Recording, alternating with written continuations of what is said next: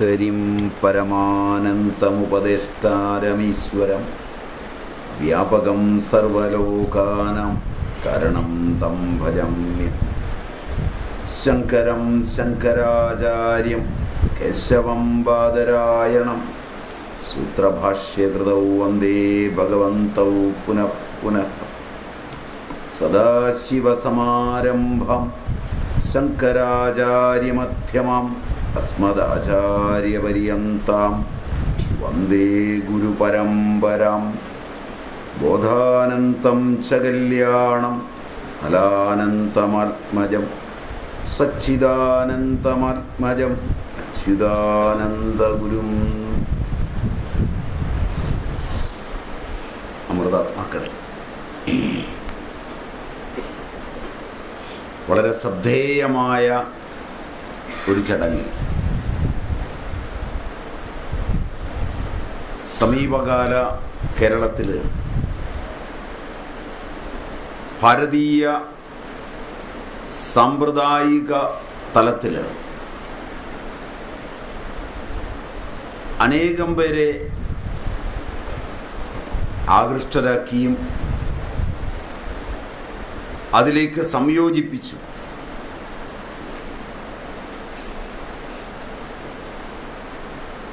ധർമ്മപരിവർത്തനത്തിലേക്ക് പോയവരെ തിരിച്ചു കൊണ്ടുവന്നുമൊക്കെ ശ്രമിച്ച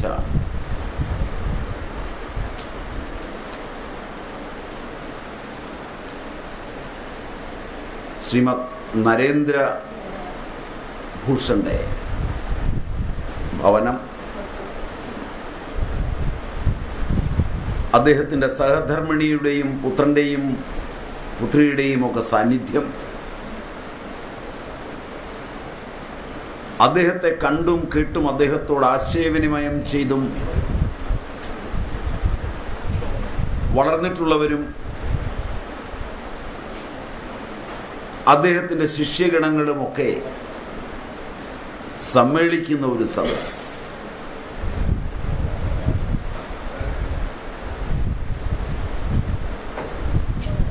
അവരോടൊപ്പം അല്പസമയം പങ്കിടാൻ കഴിയുക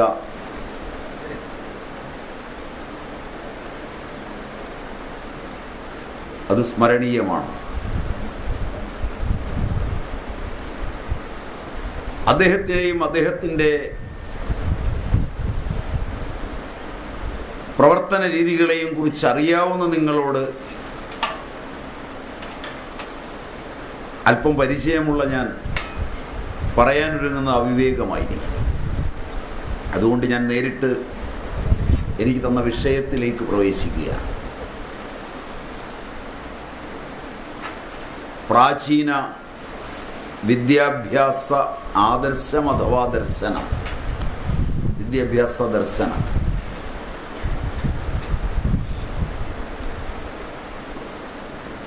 വിദ്യാഭ്യാസം എന്തിന്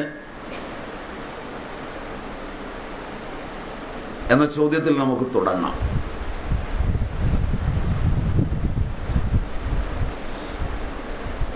ഏതൊന്നിനും ഹേതു ഉണ്ടാവും, സ്വരൂപമുണ്ടാവും, ഫലമുണ്ടാവും. ഹേതു എന്താണ്? അതിന് ഹേതു ചിന്തനം എന്ന് പറയും.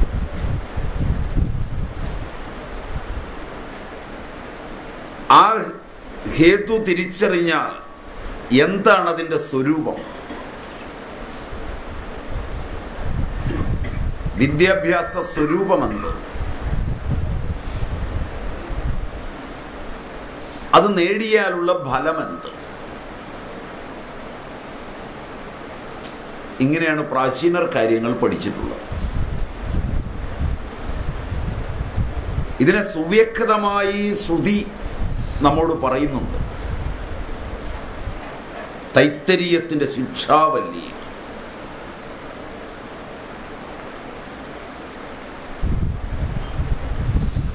വിദ്യാഭ്യാസം കൊണ്ട് എന്താണ് ഉദ്ദേശിക്കുന്നത്?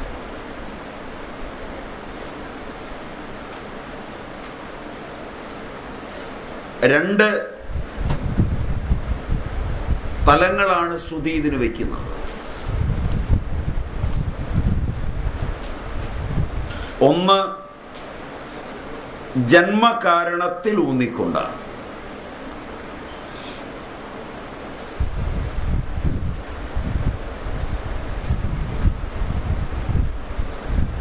തനു വിസ്താരേ കരണേ ച. ഒരു ജീവന് തൻ്റെ സ്ഥൂല സൂക്ഷ്മ കാരണ ശരീരങ്ങളെ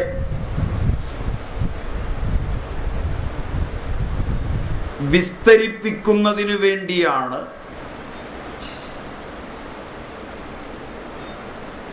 വിവാഹത്തിനൊരുങ്ങുന്നത്. വിവാഹമെന്ന സംസ്കാരം തന്നെ അതിനുള്ളതാണ്.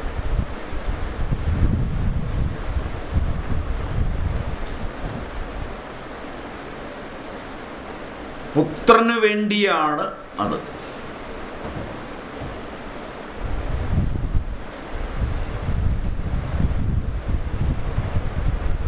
അങ്ങനൊരു കാമമുണ്ടായാൽ, തൻ്റെ തനു വിസ്തരിപ്പിക്കാനുള്ള കാമമുണ്ടായാൽ,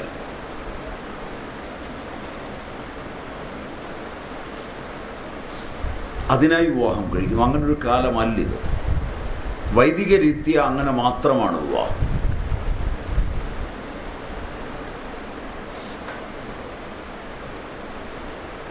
മൃഗതൃഷ്ണയ്ക്കു വേണ്ടിയാണ് ഇന്ന് വിവാഹം. പഠിക്കുന്നത് തന്നെ അങ്ങനെയാണ്. കൂടുതൽ പറഞ്ഞാൽ നമ്മുടെ വിഷയം ഒരുപാട് നീണ്ടുപോകും. അതിനുള്ള സമയമില്ലാത്തത് കൊണ്ട് ബാക്കി നിങ്ങളുടെ ചിന്തയ്ക്ക് വിടുകയാണ്. അല്ലെങ്കിൽ നിങ്ങൾ പിന്നെ വല്ലതും ചോദിക്കുമെങ്കിൽ അപ്പോൾ ഞാൻ അതിന് മറുപടി പറയാം. സൂചിപ്പിച്ച് ഞാൻ പോവാം, അതായിരിക്കും എളുപ്പം. അതിന് തന്നെയാണ് നിങ്ങൾ ഈ ജ്വലിപ്പിച്ച ഹോമകുണ്ഡം പോലെ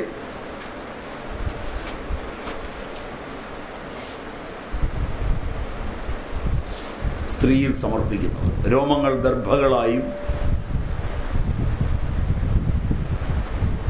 ആശയം ഹോമകുണ്ഡമായും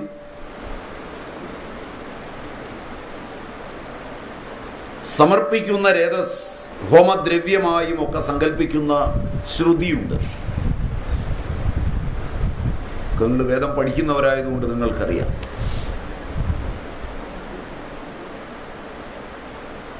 സാരമില്ല, അത് കുറച്ച് കത്തി കഴിയുമ്പോൾ കുറച്ച് കത്തി കഴിയുമ്പം സ്വാഭാവികമായി അതങ്ങ് ശാന്തമാണ്. മാത്രമല്ല, അതിന് ഏറ്റവും വലിയ ഔഷധ പ്രാധാന്യമുണ്ടെന്ന് പറഞ്ഞുകൊണ്ടാണല്ലോ നമ്മൾ അർപ്പിക്കുന്നത്. നമ്മൾ തന്നെ അതിനെ ഭയക്കുകയോ, കാരണം കേരളത്തിലെ അമ്മമാർ 90-100 വയസ്സിലും കണ്ണാടി വെച്ചിരുന്നില്ല. അതിന് കാരണം ഈ സാധനമാണ്. അവരടുക്കളയിൽ തീ പിടിപ്പിക്കുന്നതും ഈ സങ്കല്പത്തോടു കൂടിയായിരുന്നു. അവരാഹാരം അധികം കഴിച്ചിരുന്നില്ല. അതൊക്കെ നിങ്ങൾ പിന്നീട് ചോദിക്കുമ്പോൾ പറയാമെന്ന് വിചാരിക്കുകയാണ്. പട്ടിണി കിടന്നാണ് 10-15 പ്രസവിച്ചത്. പട്ടിണി കിടന്നാണ് പണി മുഴുവൻ എടുത്തത്. നിങ്ങളിന്ന് ടൺ കണക്കിനാണ് വൈറ്റമിനും മിനറലും ഈ പെണ്ണുങ്ങളൊക്കെ തിന്നുന്നത്. ഒന്നാണ് പ്രസവിക്കുന്ന കുഞ്ഞിനെ എൻകഫാലൈറ്റിസ്, ഹൈഡ്രോകഫാലസ്, മൈക്രോകഫാലസ്, പെറ്റിറ്റ് മാൽ, ഗ്രാൻഡ് മാൽ, ഓട്ടിസം. തള്ളയ്ക്ക് 30 വയസ്സാകുമ്പോൾ മുട്ടിന് തേയ്മാനം, നട്ടലിന് തേയ്മാനം, യൂട്രസിൽ, ഓവറിയിൽ, സെർവിക്സിൽ, ബ്രസ്റ്റിലൊക്കെ ക്യാൻസർ, സകല രോഗങ്ങൾ. ഇതാണ് നിങ്ങൾക്ക് പുരോഗതിയും സയൻസും സംഭാവന ചെയ്തത്.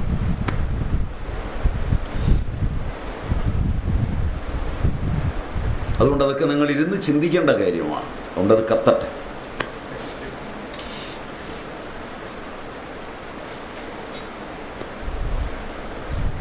മാത്രമല്ല, അതിൽ നിന്ന് വരുന്ന പുകയാണ് ആയുർവേദത്തിലെ ഏറ്റവും വലിയ ഔഷധമായി ഞങ്ങൾ ഉപയോഗിക്കുന്നത്. ലുക്കീമിയയിലും മറ്റും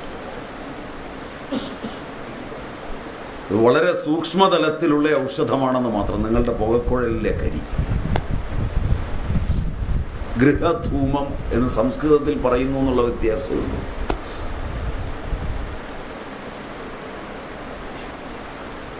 അതുകൊണ്ട് വിഷമിക്കണ്ടെന്ന് സാരം. എവിടെയാണ് ഞാൻ പറഞ്ഞു നിർത്തിയത്?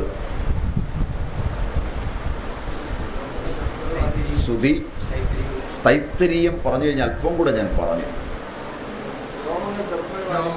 അങ്ങനെ ഒരു സ്ഥലവും കൂടെ. അപ്പോ വിവാഹത്തിന് അത്രയും ഇതുണ്ട്. ഇത് ഒന്നാം ഭാഗമാണ്, സൃഷ്ടിയുടെ ഒന്നാം ഭാഗം.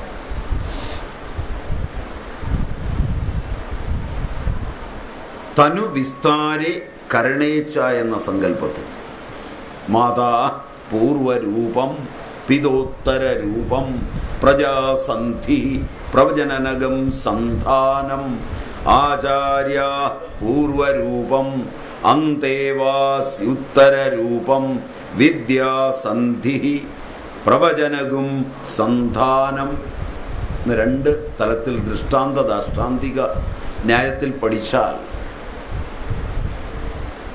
അമ്മയും ആചാര്യനും ഒരേ ദിശയിലും വിദ്യാർത്ഥിയും അച്ഛനും ഒരേ ദിശയിലും പ്രവചനവും പ്രജനനവും ഒരേ ദിശയിലും വരും.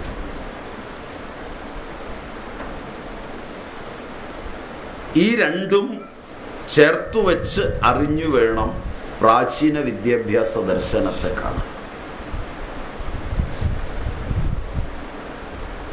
അതുകൊണ്ട് ആ ദർശനത്തിൽ എടുത്തു പറയുന്നു, മാതൃമാൻ പിതൃമാൻ ആചാര്യവാൻ പുരുഷോ വേദ. ഇത് ആധുനിക വിദ്യാഭ്യാസ ദർശനത്തിലില്ല.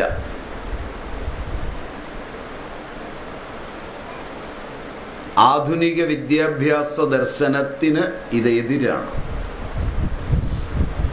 മാതൃദേവോ ഭവ പിതൃദേവോ ഭവ ആചാര്യദേവോ ഭവ അതിഥിദേവോ ഭവ. അതും ആധുനികർക്ക് പഥ്യമല്ല.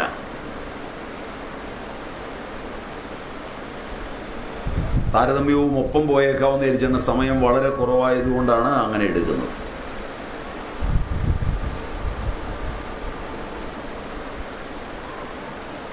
ഏതൊന്നിൽ നിന്നാണോ താൻ വന്നത് അതിനോട് കൃതജ്ഞതാപൂർവം അതിൻ്റെ സംരക്ഷണത്തിലൂടെ തൻ്റെ കോശങ്ങളെ ഏത് തനു വിസ്തരിച്ചാണോ താൻ ഉണ്ടായത് ആ കാരണത്തെ തന്നെ സമ്യക്കായി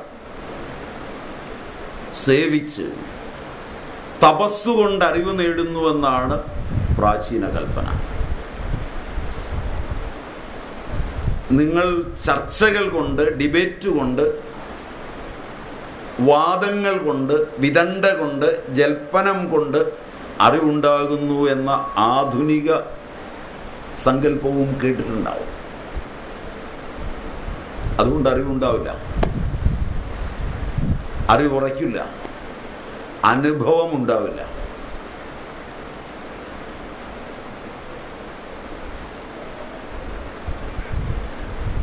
എത്ര സംവത്സരങ്ങളായി എൻ്റെ പിതാവ്, പിതാവിൻ്റെ പിതാവ്, അദ്ദേഹത്തിൻ്റെ പിതാവ്, ആ പാരമ്പര്യത്തിലെ മാതാക്കൾ, മാതാമഹികൾ അവരെല്ലാം അറിവ് നേടിയോ അത്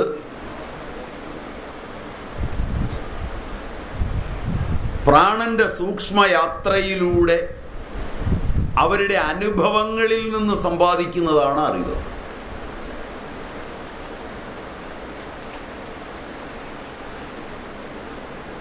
അതാണ് കൗശിക വിജ്ഞാനം നമ്മെ പഠിപ്പിക്കുന്നത്. കൗശികനാണ് അതിൻ്റെ ആചാര്യൻ. ആ ഗോത്രത്തിൻ്റെ ആചാര്യൻ കൗശികനാണ്, വിശ്വാമിത്രൻ.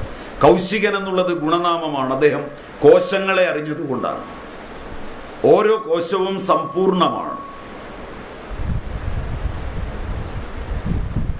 ഓരോ കോശത്തിനും ഈ അറിവ് മുഴുവനുണ്ട്.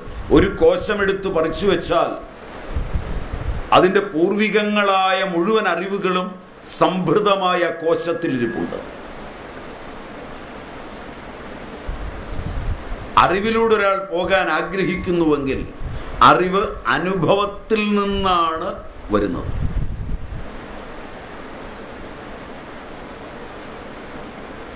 അറിഞ്ഞിട്ട് അനുഭവിക്കുകയല്ല, അനുഭവിച്ചിട്ട് അറിയുകയാണ്.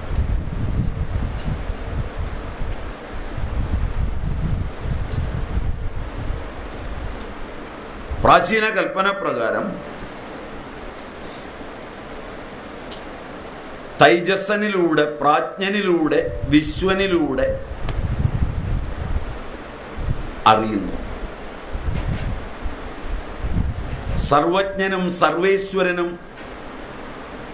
സർവതോഭദ്രമായ നിലയുള്ളവനുമായ തൈജസ്സനിലാണ് അറിവിൻ്റെ സൂക്ഷ്മതലം, കാരണതലം ഇരിക്കുന്നത്.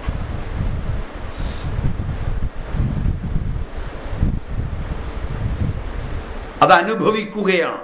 പ്രാജ്ഞന്റെ അനുഭവ മഹിമ, വിശ്വോദാരമായ അനുഭവ മഹിമ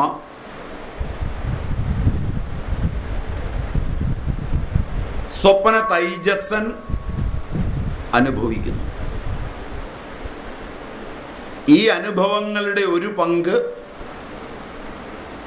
സമഷ്ടിപൂർവകമായാൽ ഈശ്വരാർപ്പണമായിത്തീരുന്നു. അത് സൃഷ്ടികർത്താവായ ഈശ്വരൻ, ബ്രഹ്മമല്ല.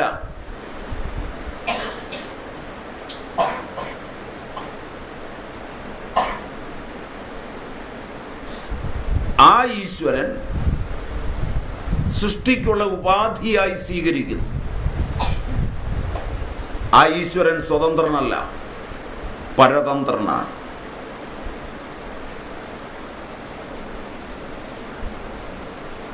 ആപേക്ഷികതയുടെ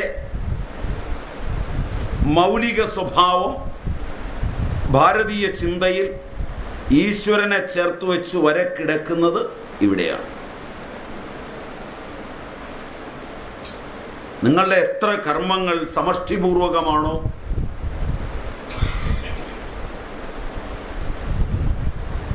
അത് ഈശ്വരന് ഉപയുക്തമാകയാൽ നിങ്ങൾ ഈശ്വരന് പ്രിയപ്പെട്ടവരാകുന്നു.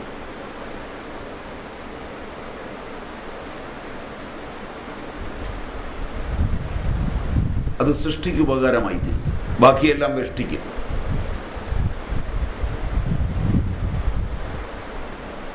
വെഷ്ടിതലത്തിലെ പ്രാജ്ഞനും തൈജസ്സനും അനുഭവ പ്രമാണമാക്കിയത് ജാഗ്രത അഭിമാനിയായ വിശ്വൻ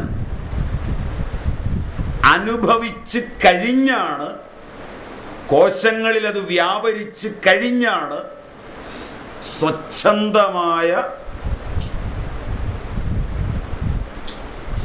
അതിന് പകരം വെക്കാവുന്ന വേറൊരു വാക്കെനിക്ക് കൃത്യമായി അറിയില്ല, കഷ്ടിച്ചെടുത്തു വരുമോ പാശ്ചാത്യൻ്റെ സ്പോണ്ടേനിയസ് എന്നതെന്ന് സംശയമുണ്ട്. ഒരു സ്പോണ്ടേനിയസായി രംഗപ്രവേശം ചെയ്യും. അതായിരിക്കും നിങ്ങൾക്ക് മനസ്സിലാവുക. സ്വച്ഛന്തം എന്ന പദമായിരിക്കില്ല. എല്ലാവരെയും അല്ല പറഞ്ഞത്, ഒരു പറ്റം ആളുകളെ. കാരണം മലയാളവും സംസ്കൃതവും ഒന്നും നിങ്ങൾക്ക് നല്ല പഥ്യമാകാൻ ഇടയുണ്ടാവില്ല.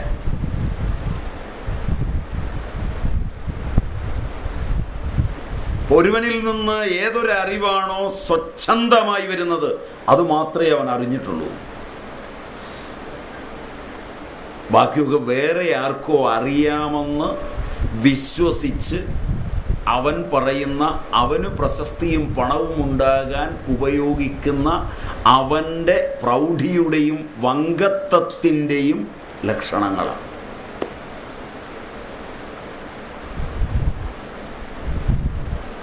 അതാണ് ചർച്ചയിലൂടെയൊക്കെ രൂപാന്തരപ്പെട്ടു വരുന്നത്, ബൗദ്ധിക വ്യായാമങ്ങളിലൂടെയൊക്കെ രൂപാന്തരപ്പെടുന്നത്. അതിനൊരിക്കലും സ്വച്ഛന്തതയില്ല. അത് വ്യായാമം കഴിഞ്ഞാൽ ക്ഷീണിച്ചു പോയി കിടക്കാം, പകയോടെ പോയി കിടക്കാം, വെറുപ്പോടെ പോയി കിടക്കാം, കിടന്ന് ഉറങ്ങാതെ താൻ തോറ്റുപോയിടത്ത് അവനെ എങ്ങനെ വെട്ടാമെന്ന് ആലോചിച്ച് കിടക്കാം. പിറ്റേ ദിവസം ഒന്നിനും പറ്റിയില്ലെങ്കിൽ ഒരു കുപ്പി അടിച്ചിട്ട് എന്ന് തെറിയും പറയാം.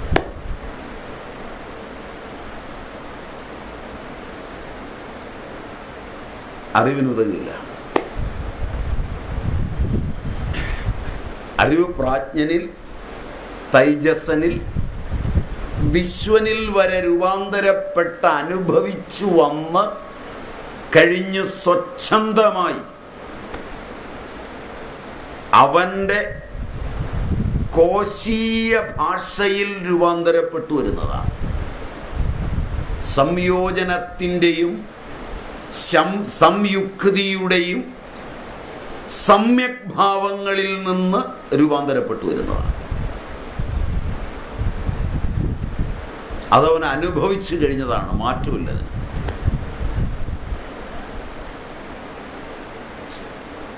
ഇവിടെ നിന്നുകൊണ്ടാണ് അനേക തലമുറയിൽ അനുഭവിച്ചതിനെ വെച്ച് തപസ് ഉളവാക്കുന്ന ഒരു വിദ്യാദാന പാരമ്പര്യത്തെ ശ്രുതി അതിൻ്റെ പൂർണ്ണതയോടുകൂടി അവതരിപ്പിക്കുന്നത്. അതിൽ നല്ലൊരു ശതമാനം തപസ്സിൻ്റെ അറിവും അമ്മയിൽ നിന്നാണ് ലഭിക്കുന്നത്.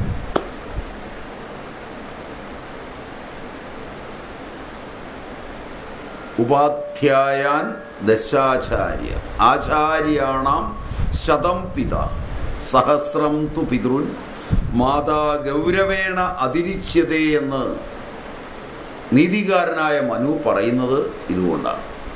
സ്മൃതി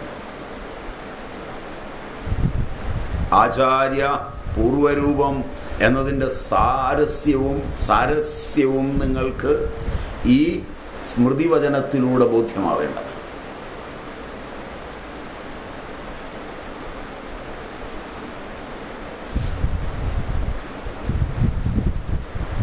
അതുകൊണ്ട് വിദ്യ തന്നെ വിദ്യാദാതാവായ ബ്രാഹ്മണന്റെ സവിധത്തിലെത്തി അപേക്ഷിക്കുന്നുണ്ട്. വിദ്യ ബ്രാഹ്മണമാജഗാമ ശേവുധിഷ്ഠേസ്മി രക്ഷമാം അസൂയകായ മാം മാത തഥാ വീര്യവത്തമ. കുറച്ചിങ്ങോട്ട് കയറിയിരുന്നാൽ പിന്നെ വരുന്നവർക്ക് അവിടെ ഇരിക്കാം. കുറച്ചിങ്ങോട്ട് കയറിയിരുന്നാൽ പിന്നെ വരുന്നവർക്ക് അവിടെ ഇരിക്കാം. ഇങ്ങോട്ട് ഇങ്ങ് അറ്റം വരെ ഇരിക്കാം, കുഴപ്പമില്ല. ഇവിടുന്ന് ഒരു കുറച്ച് പേര് ഇപ്പുറത്തേക്കും കിടന്നിരുന്നുള്ളൂ. ഇപ്പുറത്ത് നല്ലൊരു ഇടയുണ്ട്. അതിലെയാണ് ആളുകൾ വരുന്നതെന്നുള്ളത് കൊണ്ട്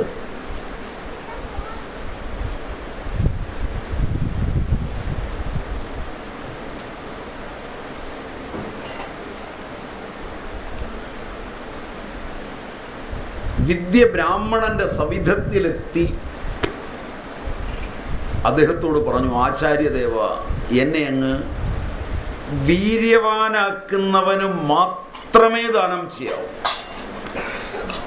മാനി ദമ്പുള്ളവൻ ഇവനൊന്നും എന്നെ ദാനം ചെയ്യരുത്.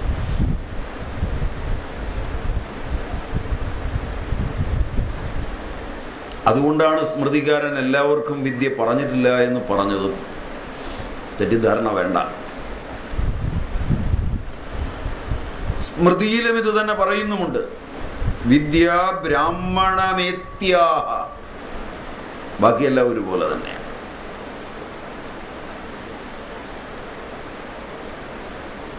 ഈ വിദ്യ എല്ലാവർക്കുമായി തുറന്നു വെച്ചാൽ പഠിക്കുമോ? പഠിക്കൂല.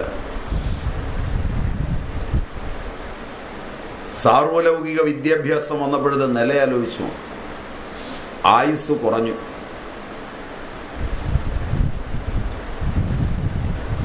ആരോഗ്യമില്ലാതായി. 1 കിലോമീറ്റർ നടക്കാൻ, 1 കിലോഗ്രാം സാധനം കയ്യിലെടുത്ത് ചുമ്മാൻ 1 മണിക്കൂർ പണിയെടുക്കാൻ, ഭൗതിക ശാസ്ത്രത്തിൻ്റെ വീക്ഷണങ്ങളിൽ നിന്നുകൊണ്ട് ബയോകെമിസ്ട്രിയും മോളിക്യൂളർ ബയോളജിയും ബയോടെക്നോളജിയും അതിൻ്റെ പൂർണ്ണതയിൽ വികസിച്ച് കൃത്യമായ WHO സ്റ്റാൻഡേർഡിൽ തിന്നുകയും കുടിക്കുകയും ഇറക്കുമതി ചെയ്യുകയും പണിയെടുക്കുകയും ചെയ്യുന്ന ആധുനിക മനുഷ്യന് ഇന്നലത്തെ പട്ടിണി കിടന്ന മനുഷ്യൻ്റെ ഒപ്പം 1 മണിക്കൂർ പണിയെടുക്കാൻ, അവൻ ചിന്തിച്ചതുപോലെ ഒരു കാര്യം ചിന്തിക്കാൻ, അവൻ എഴുതിയ കവിത പോലൊരു കവിത എഴുതാൻ, അവൻ അവതരിപ്പിച്ച ദർശനങ്ങളൊന്ന് അവതരിപ്പിക്കാൻ 10,000-ഉം 20,000-ഉം വർഷങ്ങൾക്ക് മുമ്പുള്ള ദർശനങ്ങൾ, 5,000-ഉം 6,000-ഉം വർഷങ്ങൾക്ക് മുമ്പുള്ള സങ്കേതങ്ങൾ, അവയൊക്കെ ശക്തമായി നിലനിൽക്കുമ്പോൾ ആധുനികൻ എഴുതിയത് കടലാസിന്റെ വില പോലും ഇല്ലാതെ മൺമറഞ്ഞു പോവുകയാണ്. പ്രചരിപ്പിക്കുവാൻ ഫ്ലക്സ് ബോർഡുകളും, കൊണ്ടു നടന്ന് വീടുകളിൽ എത്തിച്ച് നിർബന്ധിച്ചു വാങ്ങിപ്പിക്കുവാൻ അനുയായി വൃന്ദങ്ങളും, മത നേതാക്കന്മാർക്കും രാഷ്ട്രീയ നേതാക്കന്മാർക്കും ദാർശനികന്മാർക്കും ശാസ്ത്രകാരന്മാർക്കും എല്ലാം അണികളും വ്യക്തമായ സംഘടനകളും ഉണ്ടായിട്ട് ഇതൊന്നും നിലനിർത്താൻ കഴിയാതെ വിഷമിക്കുമ്പോൾ ഒരാളും നിലനിർത്തുകില്ല എന്ന് ഉറപ്പുവരുമാറ് എല്ലാ തരത്തിലുള്ള എതിർപ്പുകളെയും അതിജീവിച്ച അറിവിന്റെ ആകരങ്ങൾ യുഗസഹസ്രങ്ങളിലൂടെ മുന്നേറുന്നു എങ്കിൽ അത് ഉച്ചരിച്ചവന്റെ നാവിനും അത് സങ്കല്പിച്ചവന്റെ ബുദ്ധിക്കും അതിനെ രൂപപ്പെടുത്തിയ അവന്റെ വൈഖരിക്കും ഇന്നത്തെക്കാൾ ശക്തിയും ഇന്നത്തെക്കാൾ സാമഞ്ജസ്യവും ശക്തമായി ഉണ്ടായിരുന്നു എന്നുള്ളത് തീർച്ചയാണ്. അവിടെയാണ് പഴമ ആധുനികതയെ പിന്നിലാക്കുന്നത്. അല്ലാതെ ചുമ്മാതല്ല പഴമയുടെ വേഷം കെട്ടുന്നതും പഴമയിലൂടെ സഞ്ചരിക്കാൻ ഇഷ്ടപ്പെടുന്നതും പഴമയെ പുൽകാൻ ആഗ്രഹിക്കുന്നതും.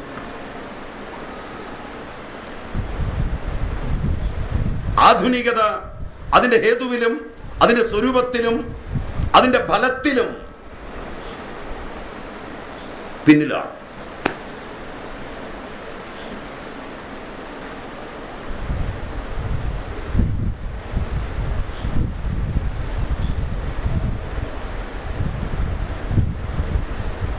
എനിക്ക് നിങ്ങളുടെ നിശബ്ദത ഇഷ്ടമായതുകൊണ്ടാണ് ഞാൻ ഇടയ്ക്ക് നിർത്തി നോക്കുന്നത്.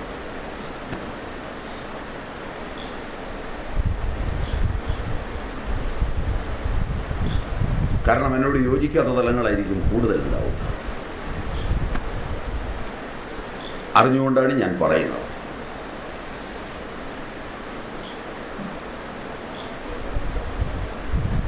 പ്രാചീന വിദ്യാഭ്യാസ ദർശനത്തെ പഠിക്കുമ്പോൾ ഏറ്റവും ആദ്യം ഓർമ്മയിൽ വരുന്ന ഒന്നാണ് തൈത്തിരീയം.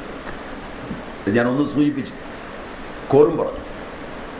വിദ്യാഭ്യാസം കഴിഞ്ഞ് പിരിഞ്ഞു പോകുന്ന വിദ്യാർത്ഥിയോട് കുലപതി പറയുന്ന വാക്കുകളാണ് ഞാൻ പറഞ്ഞത്. അദ്ദേഹം പറഞ്ഞത്, ഞങ്ങളുടെ നല്ല കാര്യങ്ങളെ നിങ്ങൾ അനുകരിക്കണം എന്നാണ്. യാതൊന്നും സാർവലൗകികമല്ലാത്ത ഞങ്ങളുടെ വാസനയുടേതുണ്ടോ അവയൊന്നും അനുകരിക്കരുതെന്നാണ് പറഞ്ഞത്. ഒരെണ്ണം പോലും.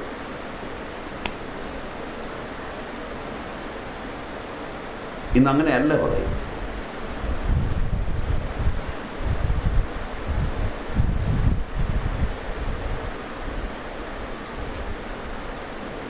വിദ്യയുടെ വളർച്ചയും വികാസവും ഉണ്ടാകുന്നതിനെ കുറിച്ചും ഭാരതീയർക്ക് ചിന്തയുണ്ട്. അപൂജ്യ എത്ര പൂജ്യന്തേ പൂജ്യായാം ച വ്യതിക്രമ ചത്വാരി തസ്യ നശ്യന്തി ആയുർ വിദ്യ യശോ ബലം.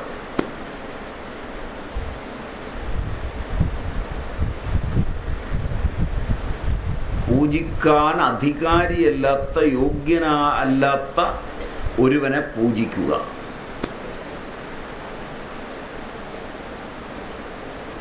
അപൂജ്യ എത്ര പൂജ്യന്തേ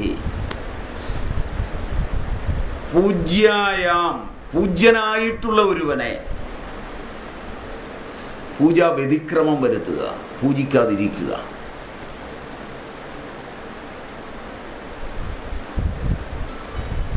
ഇങ്ങനെ ചെയ്തു പോയാൽ 4 കാര്യങ്ങൾ നഷ്ടപ്പെടുമെന്നാണ് പ്രാചീന വിദ്യാഭ്യാസ ദർശനം. ഏതാണ് 4 കാര്യങ്ങൾ? 1 ആയുസ്, 2 വിദ്യ, 3 യശസ്, 4 ബലം.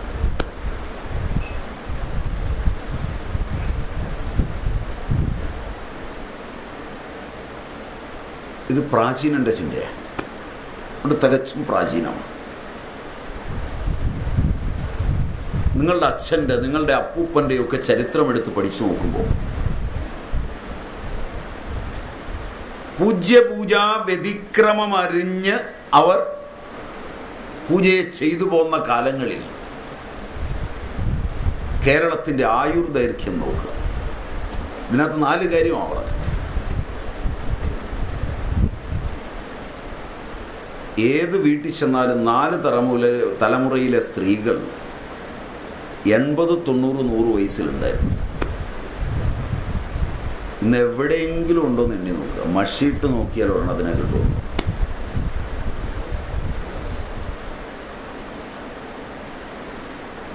വാർദ്ധക്യം വളരെയായ എത്ര പേരെ കണ്ടുമുട്ടാൻ കഴിയും?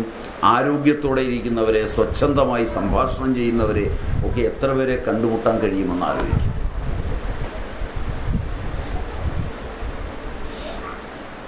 പഠിക്കാൻ പോകുമ്പോഴും പരീക്ഷയ്ക്ക് പോകുമ്പോഴും വീട്ടിന് വേണ്ടി ഒരു കാര്യത്തിന് ഇറങ്ങിപ്പോകുമ്പോഴും ഒക്കെ ആ പ്രായം ചെന്ന മുത്തശ്ശനെയും മുത്തശ്ശിയെയും ഒക്കെ ഒന്ന് കണ്ടിട്ട് ഒന്ന് നമസ്കരിച്ചിട്ട് അവരുടെ മുഖത്തിൻ്റെ പ്രസാദാത്മകത, പ്രസന്നത, പ്രസരിപ്പ്, പ്രഭാവം, അവരുടെ അനുഗ്രഹം പൊഴിയുന്ന ഒരു തരംഗാവലി ഒക്കെ അനുഭവിച്ചിട്ട് ഒരുത്തൻ പുറത്തേക്ക് ഇറങ്ങിയാൽ അവൻ പോകുന്ന കാര്യം പ്രയത്നമേതുമില്ലാതെ സാധിച്ചു വരാൻ കഴിയും. ചെങ്ങന്നൂർ ടൗണിൽ ഇറങ്ങിയാൽ 32ഓളം ബ്യൂട്ടി പാർലറിൻ്റെ ബോർഡ് കണ്ടാണ് ഞാൻ വന്നിരിക്കുന്നത്. മുഴുവൻ സ്ഥലത്തും കയറിയിറങ്ങി മുഖം മിനുക്കിയ പെണ്ണുങ്ങളാണ് നിങ്ങളുടെ നാട്ടിലുള്ളത്. ഇതിലേതിൻ്റെയെങ്കിലും മോന്ത കണ്ടിട്ട് പോയാൽ ഒരു ഗ്ലാസ് വെള്ളം കിട്ടുമോ ആലോചിക്കുക.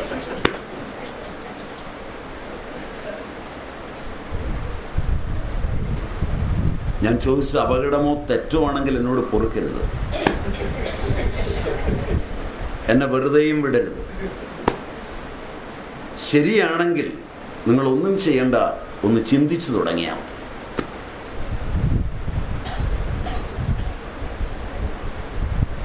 വെറുതെ ഒന്ന് ചിന്തിച്ചു തുടങ്ങിയാൽ മതി. നിങ്ങളുടെ ചിന്തയിൽ ഈ തീപ്പൊരി വീണിട്ടുണ്ടെങ്കിൽ ഞാൻ സന്തുഷ്ടനാണ്. തിരിച്ചു നിങ്ങളുടെ നെഞ്ചത്തടിക്കണ്ട. തെറ്റാണ് ഞാൻ പറഞ്ഞതെങ്കിൽ എന്നെ മരിക്കുവോളം നിങ്ങൾക്ക് തല്ലാം. തിരിച്ചു ഞാൻ തല്ലില്ല. ശാസ്ത്രവും സാങ്കേതിക വിദ്യയും എന്തെല്ലാം തന്നു നിങ്ങൾക്ക്? നിങ്ങളുടെ വല്യമ്മയ്ക്കുണ്ടായിരുന്ന പ്രൗഢി തന്നോ? അത് നിലനിർത്തിയോ?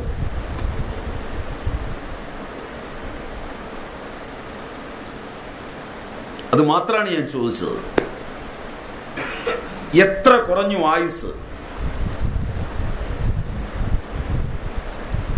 ചെങ്ങന്നൂർ 1 കിലോമീറ്റർ നീളത്തിൽ എത്ര ആശുപത്രിയുണ്ട്?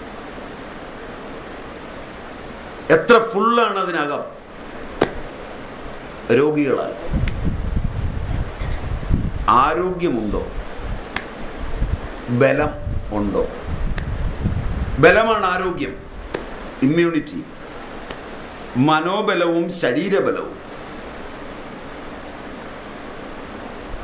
ബലമുണ്ടാകുന്നത്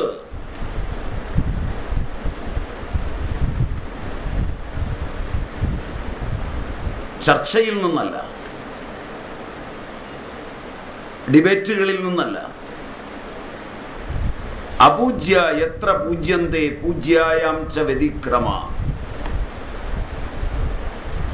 ചത്വാരി തസ്യ നശ്യന്തി ആയുർ വിദ്യ യശോ ബലം.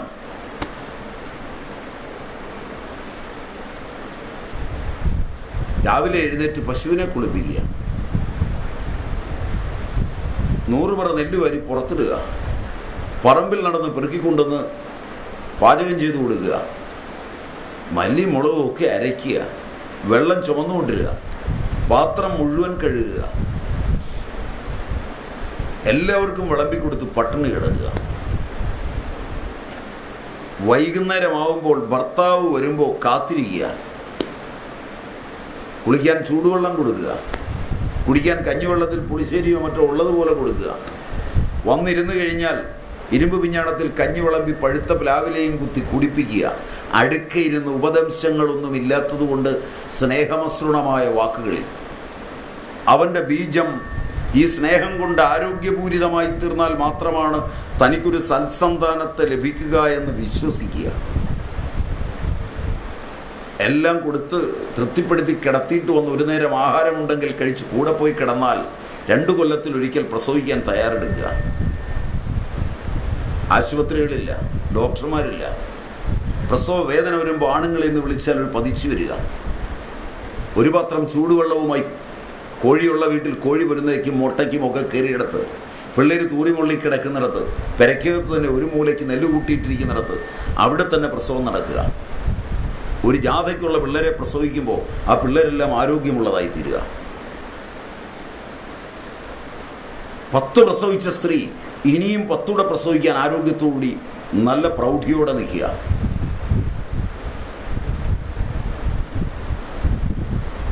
വീട്ടിൽ ഒരു പണിയും എടുക്കാതെ അച്ഛനും അമ്മയുമായി ഒരു ബന്ധവും പുലർത്താതെ 2.5 വയസ്സിൽ പഠിക്കാൻ പോവുക.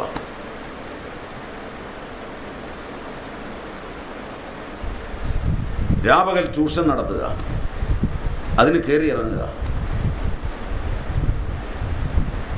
ഒരു വിദേശ ഭാഷയിലെ സ്പെല്ലിംഗ് പഠിക്കാൻ 25 കൊല്ലം ചെലവാക്കുക.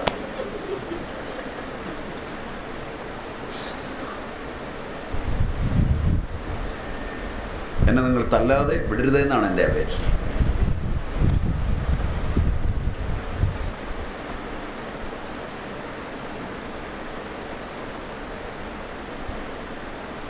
തിരിച്ചറിവ് വന്നാൽ ബോയ് ഫ്രണ്ടും ഗേൾ ഫ്രണ്ടും കളിക്കുക, സ്വയം വിവാഹം നിശ്ചയിക്കുക, സ്ത്രീധനം, സഞ്ചരിക്കാൻ വാഹനം എല്ലാം തന്തയും തള്ളയും ഉണ്ടാക്കി കൊടുക്കുക. ആ തന്തയോടും തള്ളയോടും ഒരു യോജിപ്പോ അതിനൊരു ഗ്ലാസ് വെള്ളമോ കൊടുക്കാൻ തയ്യാറുമാവില്ല. വേണ്ട, രണ്ടും കൂടെ യോജിച്ച് ജീവിച്ചാൽ മതി. അധ്യാപകൻ, എഞ്ചിനീയർ, ഡോക്ടർ, സകല വിദ്യാഭ്യാസവും നേടിയത് തമ്മിൽ തല്ലും തലകീറുമായി ഡൈവോഴ്സ് നോട്ടീസുമായി കോടതി കയറി ഇറങ്ങി നടക്കുക. അഭിപ്രായ വ്യത്യാസമല്ലാതെ അഭിപ്രായ സമന്വയമില്ല.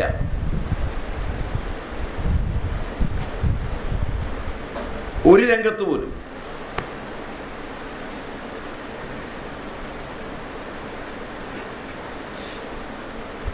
ഡോക്ടറെ കണ്ടിട്ട് മാത്രം കൈയും കാലും ഉപകരണങ്ങളും കടന്നു ചെല്ലാവുന്ന എല്ലാ ഭാഗങ്ങളിലും കടന്നു ചെന്ന് കഴിഞ്ഞ് പരീക്ഷണ നിരീക്ഷണങ്ങൾ മുഴുവൻ കഴിഞ്ഞ് സകല സ്കാനിങ്ങും എക്സ്റേയും കഴിഞ്ഞ് തമ്മിൽ ചേരുക. ചേർന്നാൽ ഉടനെ പോസ്റ്റ് പോയി ടെസ്റ്റ് 100,000 ടെസ്റ്റുകളും വാക്സിനേഷനുകളും ടൺ കണക്കിന് വൈറ്റമിനുകളും മിനറലുകളും ഇറക്കുമതി ചെയ്ത ടിൻ ഫുഡുകളും ഇതെല്ലാം അടിച്ചു കയറ്റിയിട്ട് നേരെ നിൽക്കാൻ ആരോഗ്യമില്ലാതെ സൂപ്പർ സ്പെഷ്യാലിറ്റിക്കകത്ത് പ്രധാന ഡോക്ടറും ഒട്ടേറെ ഡോക്ടർമാരും ഉപകരണങ്ങളും ഉള്ളിടത്ത് പ്രസവം നടക്കുക. എന്നിട്ട് ജനിക്കുന്ന കുഞ്ഞുങ്ങൾക്ക് എൻകഫാലൈറ്റിസും ഹൈഡ്രോകഫാലസും മൈക്രോകഫാലസും പെറ്റിറ്റ്മാലും ഗ്രാൻഡ്മാലും ഓട്ടിസവുമായി അലയുക. പെറ്റ തള്ളയ്ക്ക് കുഞ്ഞിനെ വേണ്ടാത്തതുകൊണ്ട് കേരളത്തിൻ്റെ തെക്കേയറ്റം മുതൽ വടക്കേയറ്റം വരെ റിട്ടയേർഡ് ജസ്റ്റിസ് വരെ ഇറങ്ങി നിൽക്കുന്ന ഫ്ലക്സ് ബോർഡുകളിൽ ഈ കുഞ്ഞുങ്ങളെ പാലിക്കുവാനുള്ള റിഹാബിലിറ്റേഷൻ സെൻ്ററുകളുടെ എണ്ണം കൂടുക.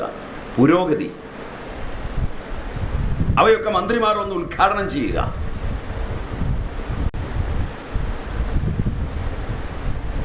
ഒന്ന് പെറ്റ സ്ത്രീ ആശുപത്രിയിൽ ഡോക്ടറുടെ സാന്നിധ്യത്തിൽ ഈ വാക്സിനേഷനുകളും മരുന്നുകളും കഴിച്ചിട്ട് 35 വയസ്സ് തികയുമ്പോഴേക്ക് മുട്ട് തെയ്യുക, നട്ടല് തെയ്യുക, യൂട്രസിലും ഓവറിയിലും സർവിക്സിലും ബ്രസ്റ്റിലും ക്യാൻസർ വരിക, പഴുത്ത് ചീഞ്ഞുനാറി നടക്കുക. ബലം എവിടെയാണ്? ആധുനിക വിദ്യാഭ്യാസവും ആധുനിക സങ്കേതവും ആധുനിക ചർച്ചകളും ആധുനിക കൂട്ടായ്മകളും ആധുനിക ബഹളങ്ങളും നിങ്ങൾക്ക് ആരോഗ്യം തരുമായിരുന്നുവെങ്കിൽ ബലം ഉണ്ടാവേണ്ടതാണ്. ബലം കാണുന്നില്ല, ആയുസ്സില്ല. ഏറ്റവും കൂടുതൽ ആയുസ്സിനു വേണ്ടി പ്രവർത്തിയെടുക്കുന്ന കേരളത്തിലെ ഡോക്ടർമാരുടെ ആയുർദൈർഘ്യം ഏറ്റവും കുറവാണ്.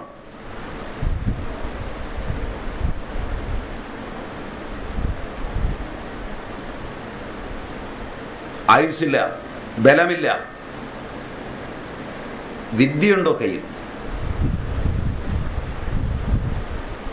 പഠിക്കാത്തവൻ വേണം പഠിച്ചവൻ്റെ തൊഴിൽ മുഴുവൻ ചെയ്യാൻ. ഇലക്ട്രിസിറ്റി ബോർഡ് എഞ്ചിനീയർ താഴെ നോക്കി നിൽക്കുകയുള്ളൂ. കോൺട്രാക്ടർ മത്തായി പഠിക്കാത്തവൻ 8ാം ക്ലാസ്സുകാരൻ അവൻ കയറി വേണം ലിങ്ക് ഓഫ് ചെയ്യാൻ, കെട്ടാൻ. ഒരു ഫ്യൂസ് കെട്ടാൻ വിദ്യാഭ്യാസമുള്ളവൻ അറിയില്ല ആ രംഗത്ത്. ആക്ഷേപം കൂടിപ്പോകുന്നു എന്ന് തോന്നുന്നു.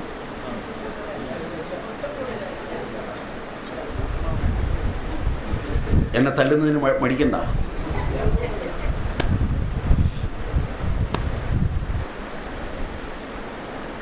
ഏത് രംഗത്തും ശമ്പളം വാങ്ങാൻ സർട്ടിഫിക്കറ്റ് ഉള്ളവനും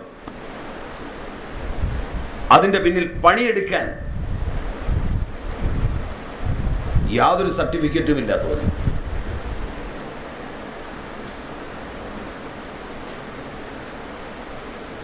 നാല് ഇഷ്ടിക കൊടുത്തിട്ട് സിവിൽ എഞ്ചിനീയറോട് കെട്ടാൻ പറഞ്ഞാൽ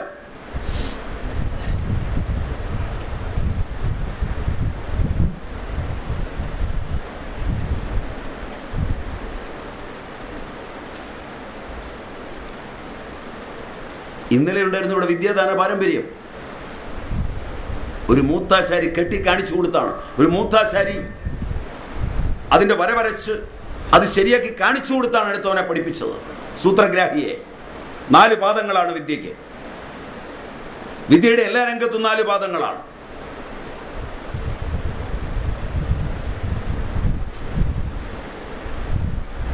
റെനെ ഡെക്കാർട്ടിന്റെ കാർട്ടീഷ്യൻ തലം പോലെ ഭാരതീയ വിദ്യാദാന പാരമ്പര്യത്തിന്റെ എല്ലാ മേഖലയും 4 പാദങ്ങളോട് കൂടിയതാണ്.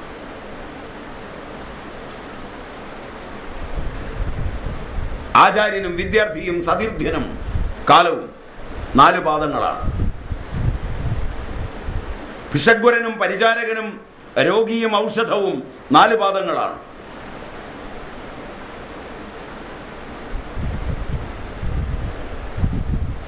തച്ചുശാസ്ത്ര വിശാരദനും തക്ഷകനും സൂത്രഗ്രാഹിയും യജമാനനും 4 പാദങ്ങളാണ്.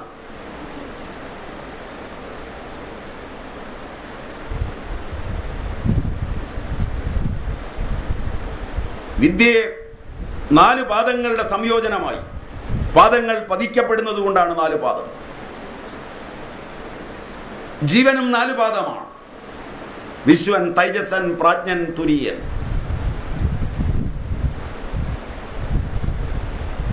പാദാഭിധാനമുള്ള 4 വിദ്യാമേഖല. സ്വാമിജിയോട് ഇങ്ങോട്ട് ഇരിക്കാമെന്ന് പറയാം. സ്വാമിജി ഇരുത്താനല്ലേ നിങ്ങൾ കസേര?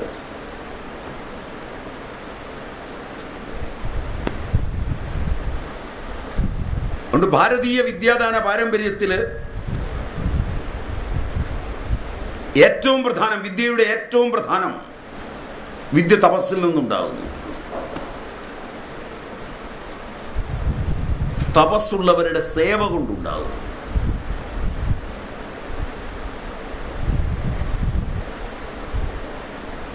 ആധുനിക വിദ്യാദാന പാരമ്പര്യം സേവയെ എടുത്തു കളഞ്ഞിട്ടാണ് വിദ്യയെ ലഭിക്കാൻ പോകുന്നത്. കേവലം കൊടുക്കൽ വാങ്ങലാണ്.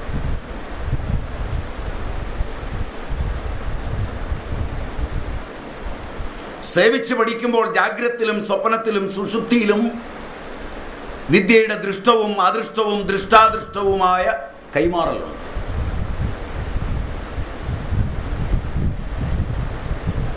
ചർച്ചകളിൽ, ചിന്തകളിൽ, പഠിപ്പിക്കലുകളിൽ ദൃഷ്ട കൈമാറൽ മാത്രമേ ഉള്ളൂ.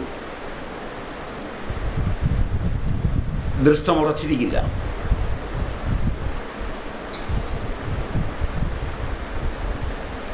അച്ഛനമ്മമാരെ സേവിക്കുന്ന മക്കൾക്ക് ലഭിക്കുന്നത് ദൃഷ്ടവും അദൃഷ്ടവും ദൃഷ്ടാദൃഷ്ടവുമാണ്.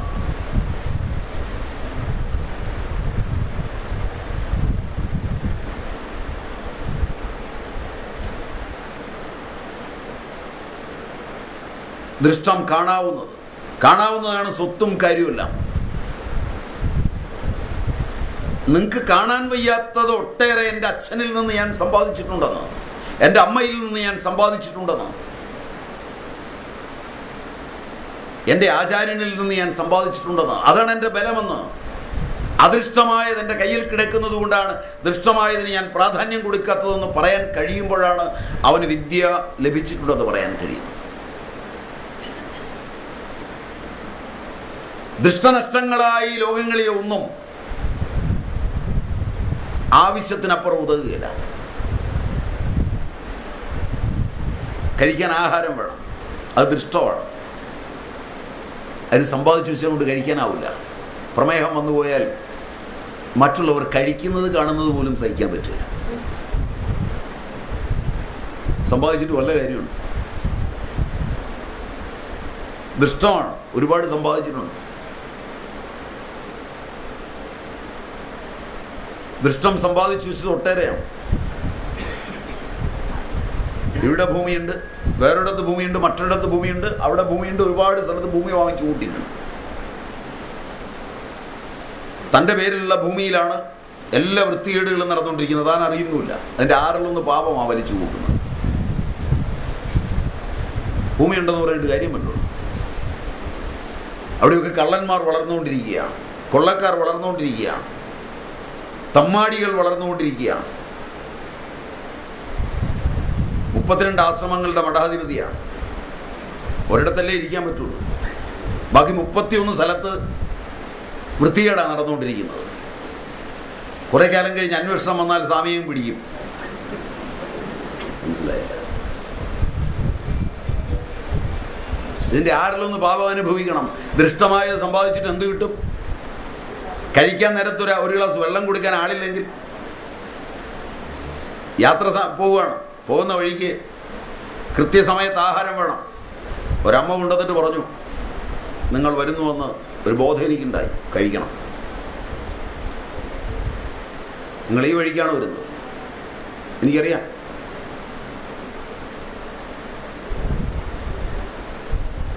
അതാണ് വിദ്യ കൊണ്ട് നേടുന്നത്.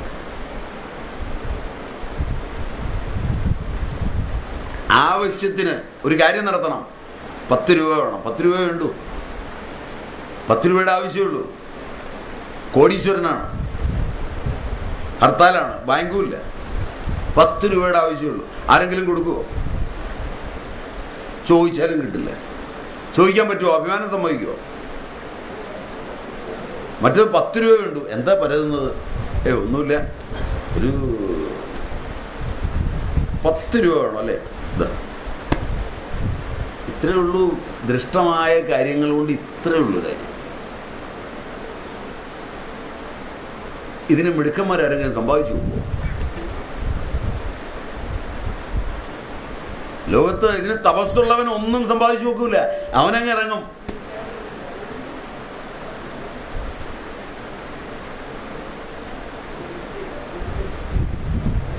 അതിനാണ് ഭാരതം വിദ്യ എന്ന് പറയുന്നത്.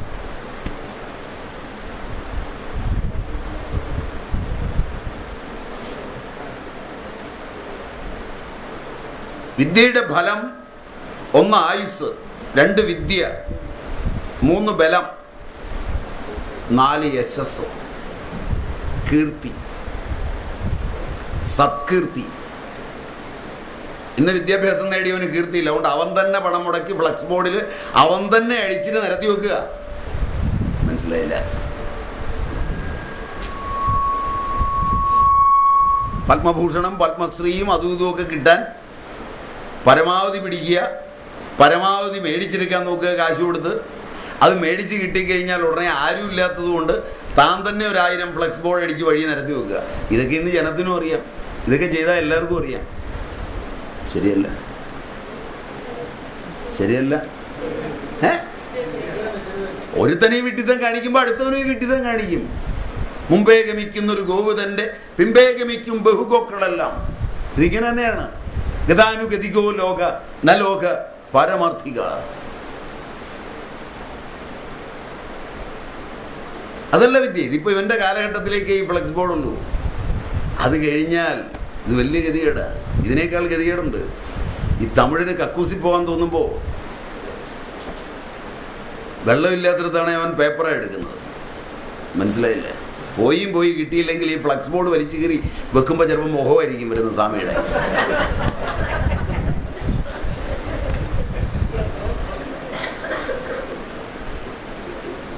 നിങ്ങൾക്ക് ഇതൊക്കെ പറഞ്ഞാൽ മനസ്സിലാവുമെന്നല്ല. ചെറുതായിട്ട് മനസ്സിലാവും. അതുകൊണ്ട് ഇതല്ല വിദ്യ. വിദ്യ എന്ന് പറയുന്നത് നമ്മുടെ എല്ലാ ആവശ്യങ്ങളും സമ്യക്കായി, അതിനാണ് പ്രാധാന്യം. സദാചാരപരമായി സത്യമായി തരാൻ കഴിവ് നേടുന്നതാണ് വിദ്യ. ഇത് വിദ്യയുടെ 2ാമത്തെ ഭാഗമാണ്. വിദ്യയ്ക്ക് 3ാമതൊരു ഭാഗം. വിദ്യയുടെ സാർവലൗകികവും വിദ്യയുടെ വിശേഷവുമായ രണ്ട് അംശങ്ങളുണ്ട്. ഒന്ന് സമഷ്ടിപൂർവകവും ഒന്ന് വ്യഷ്ടിപൂർവകവുമാണ്. അതതിൻ്റെ കർമ്മരംഗമാണ്.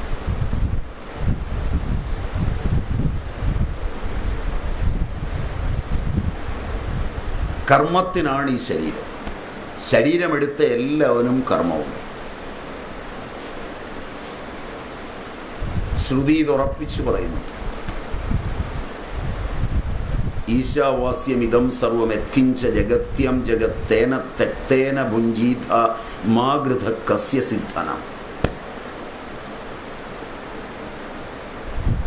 അത് സമഷ്ടിപൂർവകമായ കർമ്മത്തിലെത്തിയ ഉയർന്ന തലമാണ്. എല്ലാവർക്കും പറ്റില്ല. കുർവന്നേ വേഹ കർമാണി ജിജീവിഷദം സമാഹ. അതുകൊണ്ടാണ് കർമ്മത്തിൽ താല്പര്യമുള്ളവൻ വിവാഹം കഴിച്ച് മര്യാദാമസൃണമായി ജീവിക്കണം.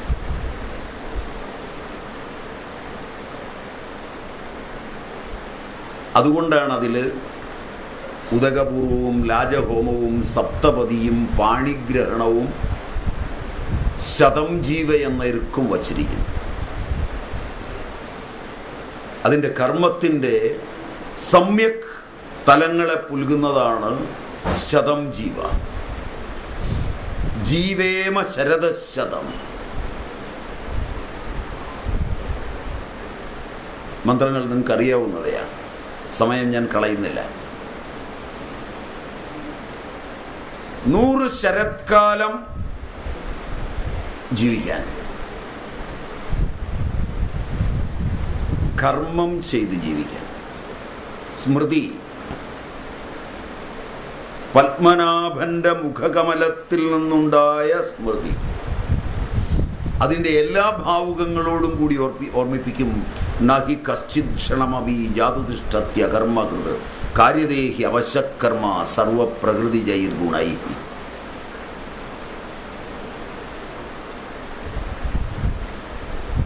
ജീവസന്ധാനം പോലും കർമ്മമില്ലാതെ സാധ്യമല്ല. ഒരു ക്ഷണനേരം പോലും ഒരുവനും കർമ്മം ചെയ്യാതിരിക്കാൻ പറ്റില്ല. കോശങ്ങൾ നിരന്തരമായി കർമ്മം ചെയ്തുകൊണ്ടിരിക്കുന്നതാണ്. അതിൻ്റെ കർമ്മത്തിൽ ഉൽപ്പാദിപ്പിക്കപ്പെടുന്ന ഊർജം സമഷ്ടിയിലേക്ക് പോകേണ്ടതിനെ സമഷ്ടിയിലേക്കും വ്യഷ്ടിയിലേക്ക് പോകേണ്ടതിനെ വ്യഷ്ടിയിലേക്കും നിയതമായി വിട്ട് തപസ്വാധ്യായ നിരതമായി കർമ്മത്തിൽ ഏർപ്പെടുന്നില്ലെങ്കിൽ ഈ ശരീരം വ്യർത്ഥമാണെന്ന ബോധം മസ്തുളങ്കത്തിനുണ്ടാവുകയും നിങ്ങളുടെ സെൻസോറിയവും ന്യൂറോണിയവും മോട്ടോറിയവും മാറിമറിയുകയും നിങ്ങളുടെ പ്രജ്ഞ അതിൻ്റെ ദേവതകളോടുകൂടി ഡാഗിനി ഹാഗിനി തുടങ്ങിയ ദേവതകളോടുകൂടി ബ്രഹ്മഗ്രന്ഥിയും വിഷ്ണുഗ്രന്ഥിയും രുദ്രഗ്രന്ഥിയുമെല്ലാം തപിപ്പിക്കുകയും തദ്വാര നിങ്ങളുടെ കണ്ഠഗോളകങ്ങളും പീയൂഷഗ്രന്ഥിയും എല്ലാം അടങ്ങുന്ന ഗ്രന്ഥികളുടെ ലോകങ്ങൾ ശാശ്വതമായ താപത്തിലെത്തുകയും മഹാരോഗങ്ങളിലേക്ക് പതിക്കുകയും ചെയ്യും. എന്നു മനുഷ്യൻ ആലസ്യം മുഖമുദ്രയായി ആലസ്യത്തിനായിക്കൊണ്ട് അറിവും ശാസ്ത്രവും ഉപയോഗിക്കും. നിങ്ങളുടെ ആധുനിക ശാസ്ത്രവും അതിൻ്റെ വളർച്ചയും വികാസവും മനുഷ്യാലസ്യത്തിനു വേണ്ടി മാത്രമാണ്. നിങ്ങളുടെ വിദ്യാഭ്യാസ പന്ഥാവ് സദാ സർവദാ കർമ്മബഹുലമായിരിക്കുന്ന നിങ്ങളുടെ കോശങ്ങളെ തിരശ്ചീനമാക്കി വികലമായൊരു ആലസ്യത്തിലേക്ക് നയിക്കുവാൻ മാത്രം കണ്ടെത്തിയതാണ്. വെള്ളം കോരിയ നിങ്ങൾ വെള്ളം കോരാതിരുന്ന് ഭക്ഷണം കഴിക്കാൻ മോട്ടർ കണ്ടുപിടിച്ചു. ഓരോ ദിവസവും ഉണ്ടാക്കി ശുദ്ധമായി കഴിക്കാൻ കോശങ്ങൾ ആവശ്യപ്പെട്ടപ്പോൾ നിങ്ങൾ ഒന്നിച്ചുണ്ടാക്കി ഫ്രിഡ്ജിൽ വെച്ച് തിന്നു. ഫ്രിഡ്ജ് വലിയൊരു വരദാനമാണ്. ഇത് നിങ്ങളുടെ ആലസ്യത്തിൻ്റെതാണ്, ആധുനികതയുടേതല്ല, വികാസത്തിൻ്റെതല്ല, പരിണാമത്തിൻ്റെതല്ല, മനുഷ്യ നന്മയുടേതല്ല.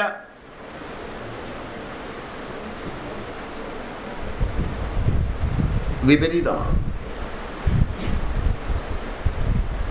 നിങ്ങൾ MBA മാനേജ്മെന്റ് തിയറികൾ ഉണ്ടാക്കി.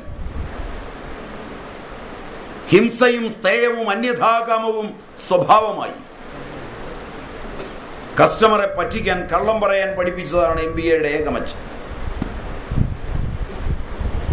കളവ് പറയുമ്പോൾ നിങ്ങളുടെ കോശങ്ങൾക്ക് എന്ത് സംഭവിക്കുമെന്ന് പഠിപ്പിച്ചില്ല.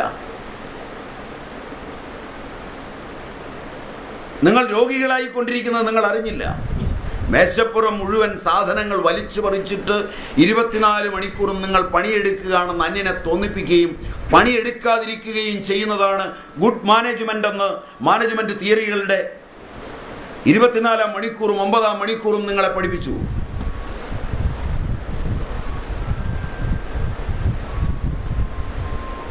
നിങ്ങളുടെ ആന്തരിക ഘടനയെ മാറ്റിമറിച്ചപ്പോൾ മഹാരോഗങ്ങളിലേക്ക് നിങ്ങൾ പതിച്ചു.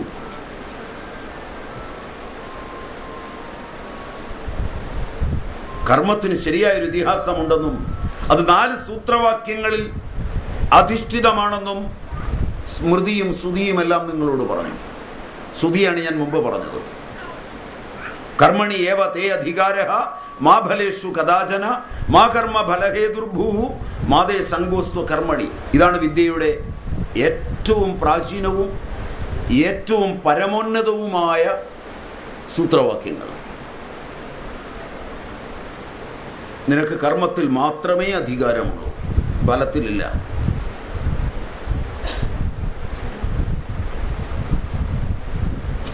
നീ കർമ്മത്തിന് ഹേതുവാകരുത്, കർമ്മഫലത്തിന് ഹേതുവാകരുത്.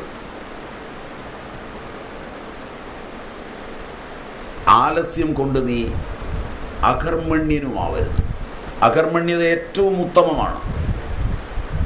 സ്വച്ഛന്തമാണെങ്കിൽ, സ്വഭാവേന കർമ്മം അറ്റുപോയാൽ, വാസന ഇല്ലാതെ വന്നിട്ട് ഒരിടത്തിരുന്നാൽ, അല്ലാതിരിക്കുന്ന എല്ലാ ധ്യാനവും എല്ലാ ജപവും എല്ലാ പരിപാടികളും സുസൂക്ഷ്മം പരിശോധിക്കണം.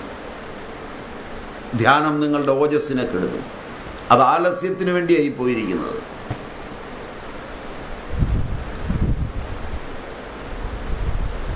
ഓജക്ഷിയേത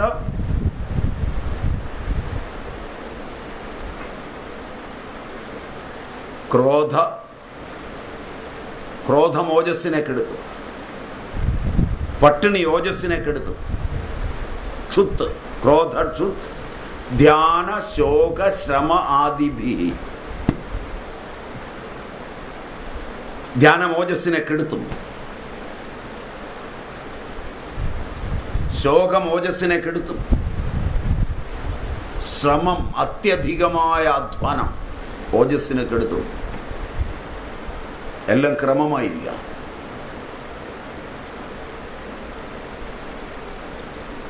ഇതാ ഭാരതീയ വിദ്യ. ഇത് നല്ല രീതിയിൽ പഠിച്ചു കഴിഞ്ഞാൽ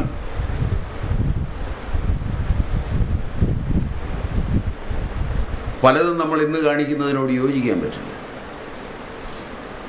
സാമ്പ്രദായികമായി പഠിച്ചാൽ. അതുകൊണ്ടാണ് എന്നെ ആളുകൾ വിളിക്കുമ്പോൾ ഞാൻ പരമാവധി ഒഴിഞ്ഞു മാറുന്നു. അദ്ദേഹത്തോടും പിന്നെ തരാം എന്ന് പറഞ്ഞ് ഒഴിഞ്ഞു മാറിയതും അതുകൊണ്ട് തന്നെയാണ്. ഞാൻ പറയുന്ന കാര്യങ്ങൾ നിങ്ങൾക്ക് പെട്ടെന്ന് യോജിക്കാവുന്നവയാവില്ല. എനിക്ക് നല്ല ഉറപ്പുള്ളവയും. എനിക്ക് ശങ്കയില്ല ഇതിലൊന്നും.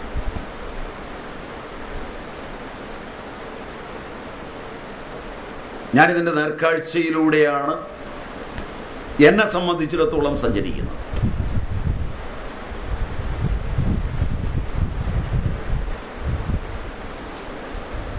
അതുകൊണ്ട് കർമ്മം ചെയ്യുമ്പോൾ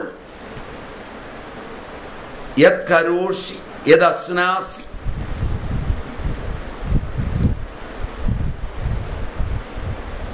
യത് ജുഹോഷി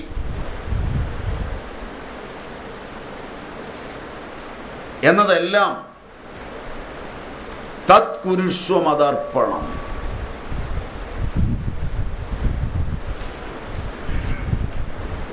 അതിനുള്ളൊരു വഴിയാണ് സമഷ്ടി സമർപ്പണമായി കർമ്മം ചെയ്യുക.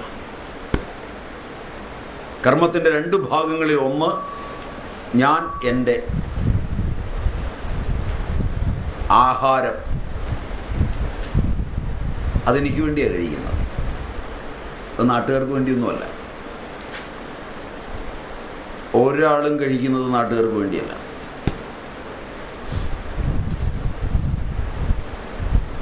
കാരണം ഒരു ദിവസം ഇവിടുന്ന് പോകേണ്ടതാണ്.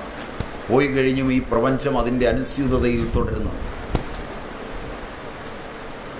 അതുകൊണ്ട് ആഹാരം എനിക്ക് വേണ്ടിയാണ്. എൻ്റെ വാസനകൾക്കിണങ്ങുന്ന വിധം ചുറ്റുപാടുകളിൽ നിന്ന് എത്ര ഞാൻ സ്വീകരിക്കുന്നു, എന്തെല്ലാം ചെയ്യുന്നു, അതെല്ലാം എനിക്ക് വേണ്ടിയുള്ളതാണ്. ആര് ചെയ്താലും. സത്യം, അഹിംസ, അസ്തേയം, ബ്രഹ്മചര്യം, അപരിഗ്രഹം തുടങ്ങിയ മേഖലകളിൽ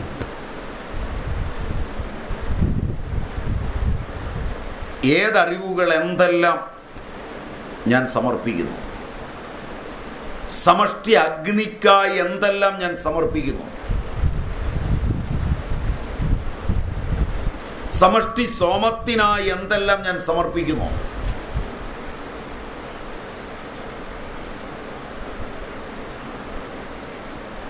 അതിനായുള്ള എൻ്റെ വാക്കും എൻ്റെ മനസ്സും എൻ്റെ പ്രവൃത്തിയും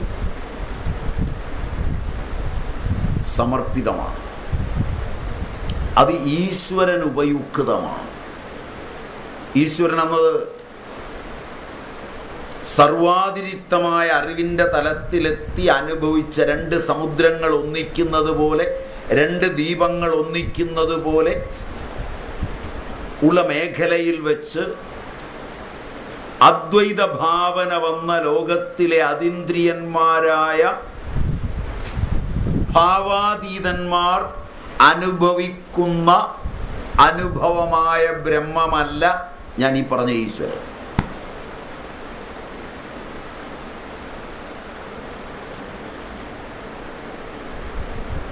സൃഷ്ടിയുടെ രഹസ്യം കയ്യിലുള്ള, ഉത്തരവാദിത്വമുള്ള ഏതൊരു ബോധശക്തിയാണോ അതിന് കാരണമാകുന്നത്, അതാണ് ഞാൻ ഈ പറഞ്ഞ ഈശ്വരൻ.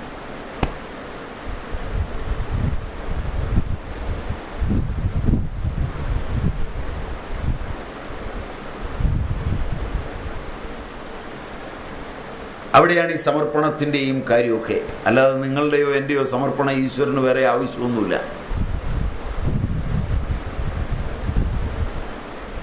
സമഷ്ടിയിൽ ഇനിയും സൃഷ്ടി മനോഹരമായി പോകണമോ, എന്തെല്ലാമാണ് സമഷ്ടി സങ്കല്പങ്ങളിലേക്ക് മനുഷ്യൻ സമർപ്പിക്കുന്നത്.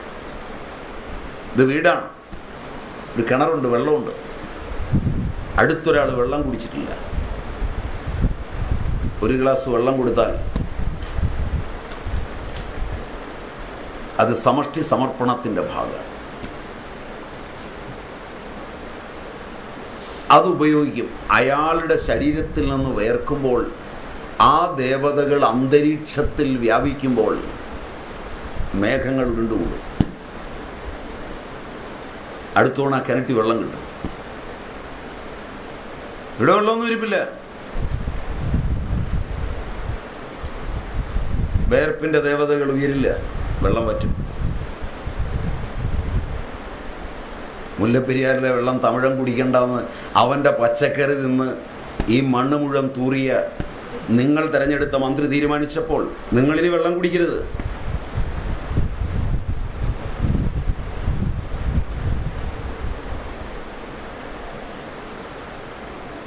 ദുരന്തം ഉടനെയാ, നാളെയല്ല.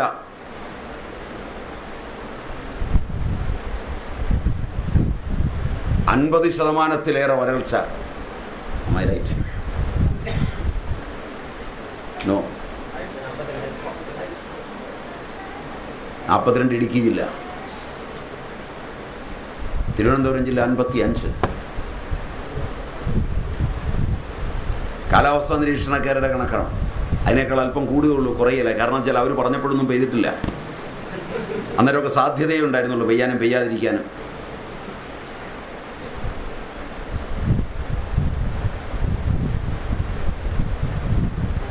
വിദേശിയായ ഒരുവന് ഇന്ത്യയിൽ വന്നപ്പോൾ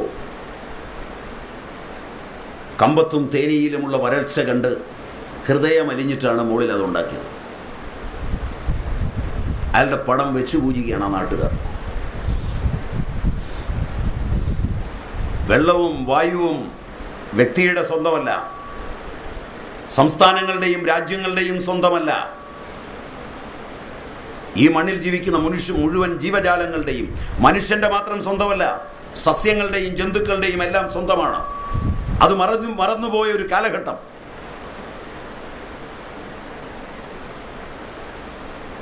ദുരന്തങ്ങളിലേക്ക് ജനാധിപത്യം നിങ്ങളെ കൂട്ടിക്കൊണ്ടുപോകാൻ പോകുന്ന കാലഘട്ടം.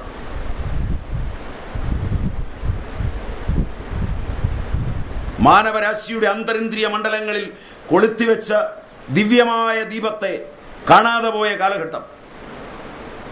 അതിന് നിങ്ങൾ കൊടുക്കേണ്ടി വരുന്ന വില, നിങ്ങളുടെ കുട്ടികൾ അനുഭവിക്കേണ്ടി വരുന്ന ശോചനീയത എത്രമാത്രമായിരിക്കുമെന്ന് കാലമാണ് തെളിയിക്കുക.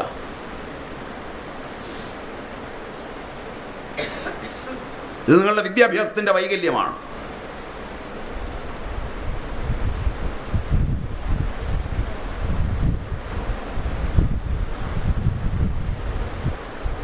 ഇതിന് വേണ്ടത് സമർപ്പണമായ കർമ്മങ്ങളുണ്ടാവും. എന്ത് ഞാൻ ചെയ്യുന്നു, എന്ത് ഞാൻ വിചാരിക്കുന്നു, എന്ത് ഞാൻ സമർപ്പിക്കുന്നു, എന്ത് ഞാൻ ദാനം ചെയ്യുന്നു, എന്ത് തരം തപസ് ഞാൻ ചെയ്യുന്നു, അതെല്ലാം ഈശ്വരാർപ്പണമാണ്. സ്വസ്വത്വ നിവൃത്തി പരസ്വത്വാപാദനം ദാനം. മറ്റൊരാൾക്കൊരു സാധനം കൊടുക്കുന്നു എന്ന് പറഞ്ഞാൽ അതിൻ്റെ അർത്ഥം എൻ്റെ സ്വത്വം അതിൽ നിന്ന് എടുക്കുന്നു എന്നാണ്. എൻ്റെ സ്വത്വത്തോടുകൂടി ദാനമില്ല. എപ്പോഴെങ്കിലും ഒരിക്കലും ഇത് ഞാൻ കൊടുത്തതാണെന്ന് പറഞ്ഞാൽ ദാനം കൊടുത്തിട്ടില്ലെന്നാണ് അർത്ഥം. കാരണം ഉടമസ്ഥത വിട്ടിട്ടില്ല. മനസ്സിലായില്ല? നിങ്ങളുടെ ക്ഷേത്രങ്ങളിലും പള്ളികളിലും മോസ്കുകളിലും ഒക്കെ ചെന്നാൽ അവിടെയൊക്കെ എഴുതി വെച്ചിരിക്കുക പേര് നിത്യമായിട്ട്. അത് ദാനം ചെയ്തൊന്നുമല്ല. മനസ്സിലായില്ല? ദാനമാണെങ്കിൽ ആ പേരവിടെ എഴുതൂല. കാരണം അതിൻ്റെ ഉടമസ്ഥത ഇപ്പോഴും വിട്ടുകൊടുത്തിട്ടില്ല. ഉടമസ്ഥത ഇപ്പോഴും നമ്മുടെ കയ്യിൽ തന്നെയാണ്. എനിക്കിങ്ങനെ പറഞ്ഞാൽ മനസ്സിലാവുമെന്ന്.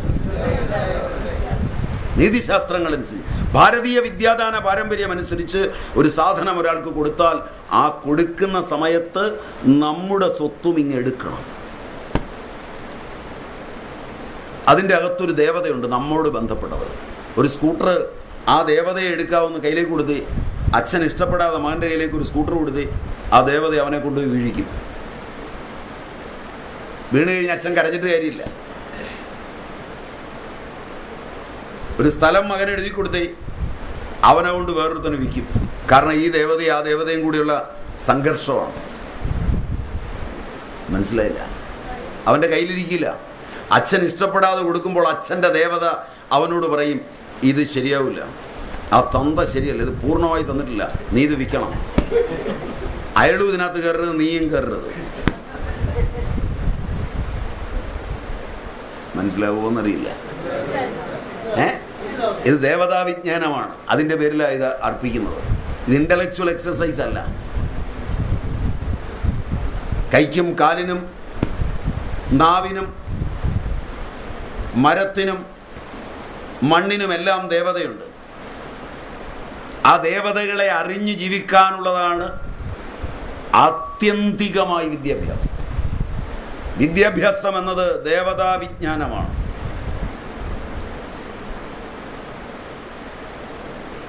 നിങ്ങൾ എന്ത് കർമ്മം ചെയ്യാൻ ആരെ പ്രേരിപ്പിക്കുമ്പോഴും ദേവത നിങ്ങളുടേത് പിൻവലിഞ്ഞ് ആ ദേവതയ്ക്ക് അധീശത്വം ലഭിച്ചാൽ മാത്രമാണ് ഒരു പുസ്തകം പോലും. അതുകൊണ്ടാണ് ഭാരതം ഒന്നും മോഷ്ടിച്ചെടുത്താൽ ശരിയാവില്ല എന്ന് പറയുന്നത്. മനസ്സിലായില്ല? ദേവത അവരുടേതാണ് അതിനകത്തിരിക്കുന്നത്. അതിനെ ആവാഹിച്ച് മാറ്റാൻ പറ്റില്ല. അത് അവരെടുക്കണം. ഏറ്റവും ആത്യന്തികമായ വിദ്യാഭ്യാസത്തിൻ്റെ പ്രാചീനമായ ലക്ഷ്യം ദേവതാ വിജ്ഞാനമാണ്.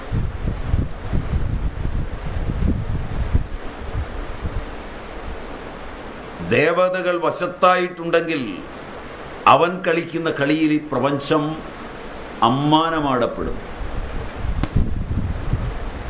ഭാഗികമായെങ്കിലും ഒരു ജന്മം കൊണ്ടതറിയണം. പൂർണ്ണമായി അറിയാൻ ഒരു ജന്മമൊന്നും പോരാ.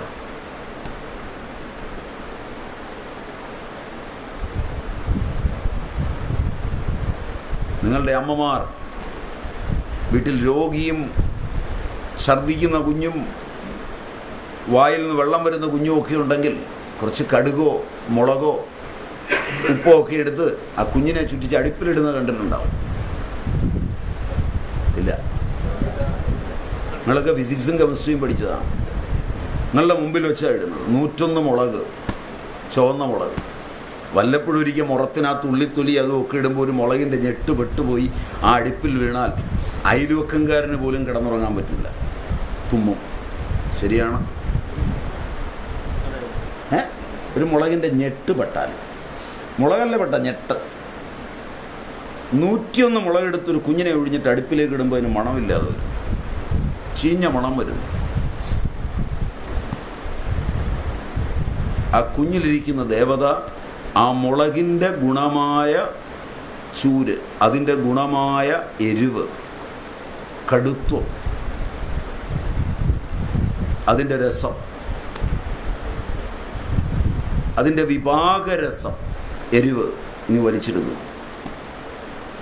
എന്നിട്ട് ആ മുളകിനെ ഒരു നിർജീവ വസ്തുവാക്കി മാറ്റുന്നു. വെറുതെ ഒന്ന് ഒഴിഞ്ഞപ്പോൾ ആ കുഞ്ഞിൻ്റെ, ആ അച്ഛൻ്റെ, ആ അമ്മയുടെ, ആ പുരുഷൻ്റെ, ആ സ്ത്രീയുടെ ശരീരത്തിന് ചുറ്റുമുള്ളൊരു വലയത്തിനുള്ളിൽ ആ പദാർത്ഥം പെട്ടുപോയാൽ അതിൻ്റെ സ്വഭാവം മാറും. ഇതാണ് ദേവതാ വിജ്ഞാനശക്തി. ഒരു പ്രാവശ്യമെങ്കിലും അനുഭവമുള്ളവരുണ്ടോ എന്നെ കേൾക്കുന്നവർ? ഇല്ല. ഇനി ആലോചിക്കും, എവിടെ പോയ സാധനം? ഇതിന് നിങ്ങൾ പോയി ഇൻ്റലക്ച്വൽ എക്സർസൈസ് നടത്തിയാൽ വല്ല കാര്യവും നടക്കുമോ? നന്നായി അനുഷ്ഠിച്ച് അനുഭവിച്ച് ബോധ്യപ്പെട്ടിങ് ഇറങ്ങിയാൽ അവൻ്റെ ബോധ്യത്തിനകത്താണ് ഈ പ്രപഞ്ചം കറങ്ങുന്നത്. 5 മുതൽ 8 വരെയാണ് എനിക്ക് സമയം തന്നത്. കൃത്യമായ ഇല്ല, എങ്കിലും ഞാൻ ഒരു മര്യാദ പാലിക്കണം. നിങ്ങൾക്ക് വല്ലതൊക്കെ ചോദിക്കാനുണ്ടാവും, പ്രത്യേകിച്ച് നിങ്ങൾക്ക് ഒരുപാട് ചോദിക്കാനുണ്ടാകുന്നതൊക്കെയാണ് ഞാൻ വിളിച്ചു പറഞ്ഞത്. 5:10 തുടങ്ങി. 10 മിനിറ്റ് ഞാൻ ലേറ്റ് ആയിട്ടുണ്ട്. 10 മിനിറ്റ് ലേറ്റായത് വണ്ടി വഴിയിൽ ബ്ലോക്കായി പോയതുകൊണ്ടാണ്. നിങ്ങളുടെ റൂട്ടിൽ എത്തിച്ചേരാൻ കാരണം എന്ന് വെച്ചാൽ ഞാൻ പ്രതീക്ഷിച്ചതിൽ കൂടുതൽ സമ്പന്നരാണ് എറണാകുളം മുതൽ ചെങ്ങന്നൂർ വരെയുള്ള ആളുകൾ. തീർച്ചയായും എല്ലാ വാഹനത്തിലും ഒരാളല്ലെങ്കിൽ 2 പേർ. കേരള മനസ്സ് എത്ര വിഘടിച്ചിരിക്കുന്നു എന്ന് നിങ്ങൾ പഠിക്കുന്ന ലിപി മുതൽ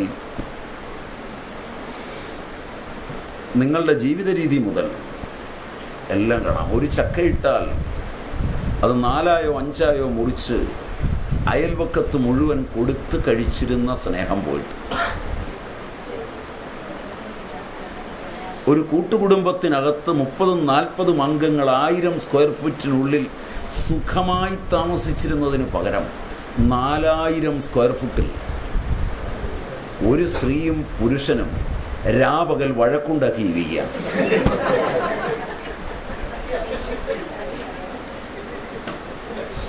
എൻ്റെ രൂപകങ്ങളൊക്കെ നിങ്ങൾക്ക് ഇഷ്ടപ്പെടുകയില്ല.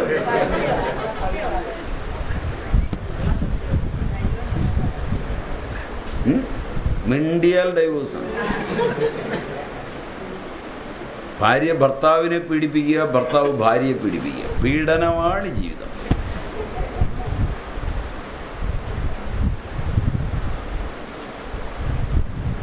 വല്ലാത്തൊരവസ്ഥയിലാണ് ഇത് എത്തിയിരിക്കുന്നത്. ഇനി ഇതെങ്ങോട്ടൊക്കെ എത്തുമെന്ന് വലിയ നിശ്ചയമൊന്നുമില്ല. എത്താതിരിക്കട്ടെ എന്നാണ് പ്രാർത്ഥിക്കുന്നത്. എത്താതിരിക്കാൻ സൃഷ്ടിയുടെ രഹസ്യത്തിലേക്ക് നമ്മുടെ വല്ല കർമ്മവും എത്തിക്കാൻ പറ്റുമോ എന്നാണ് ആലോചിക്കുന്നത്. അതിൻ്റെ ഭാഗമായാണ് നിങ്ങളോടും പറഞ്ഞത്, സൃഷ്ടികർത്താവായ ഈശ്വരൻ നിങ്ങളുടെ കർമ്മങ്ങളെ എടുക്കുന്നുണ്ട്. സിനിമാ നടന്മാർ, ക്രിക്കറ്റ് കളിക്കാർ, രാഷ്ട്രീയ നേതാക്കന്മാർ, സമുദായ നേതാക്കന്മാർ, ഇതൊക്കെ നിങ്ങളുടെ പൂജാമുറികളിലും ഭിത്തികളിലും സ്ഥാനം പിടിച്ചു കഴിഞ്ഞു. ഇവരെ പൂജിച്ചിട്ട് നിങ്ങൾക്ക് ആരോഗ്യമുണ്ടായോ? ആയുസ്സുണ്ടായോ? ബലമുണ്ടായോ? യശസ്സുണ്ടായോ? ഇന്നലെ നിങ്ങൾ ചെയ്തത് തെറ്റായിപ്പോയി എന്ന് പറഞ്ഞു. അന്ന് നിങ്ങൾക്ക് ആയുസ്സുണ്ടായിരുന്നു, ആരോഗ്യമുണ്ടായിരുന്നു, യശസ്സുണ്ടായിരുന്നു, ബലമുണ്ടായിരുന്നു.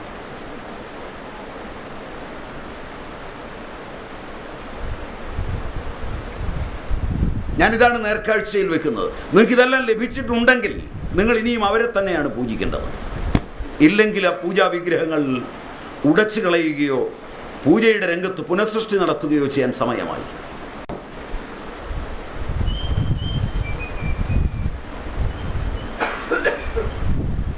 ഒരു പുനഃപ്രതിഷ്ഠയുടെ കാലമായിട്ടുണ്ട്. ഇപ്പോൾ ഉള്ള വിഗ്രഹങ്ങൾ ജലാധിവാസത്തിന് വിടാൻ നേരമായിട്ടുണ്ട്. നിങ്ങളുടെ അച്ഛനമ്മമാർ പൂർവികമായ സമ്പത്തിൽ നിന്ന് ഒരുപാട് ജലാധിവാസത്തിന് വിട്ട് ഒരുപാട് പുതിയ മുഖങ്ങളെ പ്രതിഷ്ഠിച്ചു. അവ തെറ്റായിരുന്നു എന്നുള്ളതിന് അവരുടെയും നിങ്ങളുടെയും ആയുർദൈർഘ്യവും രോഗങ്ങളും പ്രശ്നങ്ങളുമാണ് ഞാൻ നിങ്ങളുടെ മുമ്പിൽ വെക്കുന്നത്.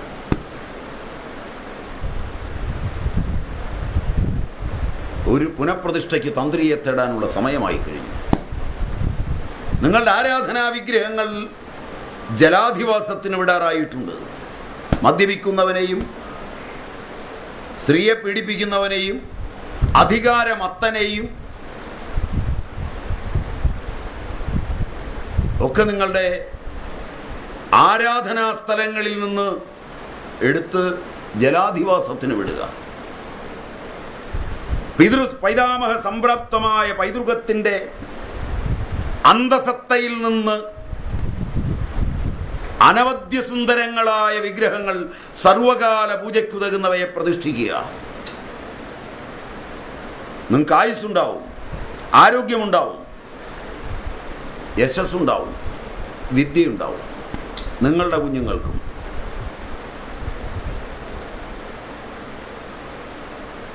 വിദ്യാഭ്യാസത്തെക്കുറിച്ച് എനിക്ക് പറയാനുള്ളത്, ഏറ്റവും ചുരുങ്ങിയ വാക്കുകളിൽ ഏറ്റവും കുറച്ച് സമയം കൊണ്ട് ഏറ്റവും പ്രാചീനമായതിനെ നിങ്ങളുടെ മുമ്പിൽ വെച്ച് അതിന് പ്രാതിയോഗികമായി നിങ്ങളും നിങ്ങളുടെ പരമ്പരയും ഉപയോഗിച്ചതിനെ നേർരേഖയിൽ മുമ്പിൽ വെച്ച് കാണിച്ചു തന്നെന്നാണ് എൻ്റെ വിശ്വാസം. പോരായ്മകളുണ്ടാവും, വാക്കുകളിലും വൈഖരികളിലും അബദ്ധങ്ങളുണ്ടാവും. അതെല്ലാം എൻ്റെയാണ്, എൻ്റേത് മാത്രം. നിങ്ങളിത് പഠിക്കുമ്പോൾ എന്നെക്കാൾ പഠിക്കുന്ന ഒരു കാലത്ത് ഞാൻ പറഞ്ഞത് പോരാ എന്ന് തോന്നുന്നതൊക്കെ ആ പോരായ്മ എൻ്റേത് മാത്രമാണ്. ശിക്ഷകൾ എന്നിൽ ഒതുക്കി നിർത്തണമേ എന്ന് അപേക്ഷിച്ചുകൊണ്ട് പറയുമ്പോൾ ആർജവത്തോടെ, ധൈര്യത്തോടെ, സ്മൃതിവൈഭവത്തോടെ എന്തെല്ലാം നിങ്ങളോട് നല്ലത് പറഞ്ഞു തന്നുവോ അതൊന്നുപോലും എൻ്റെതല്ല. എൻ്റെ പിതാവിൻ്റെയും പിതാമഹൻ്റെയും എൻ്റെ ആചാര്യൻ്റെയും എൻ്റെ മാതാവിൻ്റെയും മാതാമഹികളുടെയും ഒക്കെ വസ്യത്തിൽ നിന്ന് മാത്രമാണ്. വല്ലതും അല്പം ബഹുമാനം തോന്നിയാൽ അവരോട് മതി, എന്നോട് വേണ്ട. ഞാൻ ഉപസംഹരിക്കാം. ഇനി നിങ്ങൾക്ക് വല്ല ചോദ്യവും ഉണ്ടെങ്കിൽ ചോദിക്കും.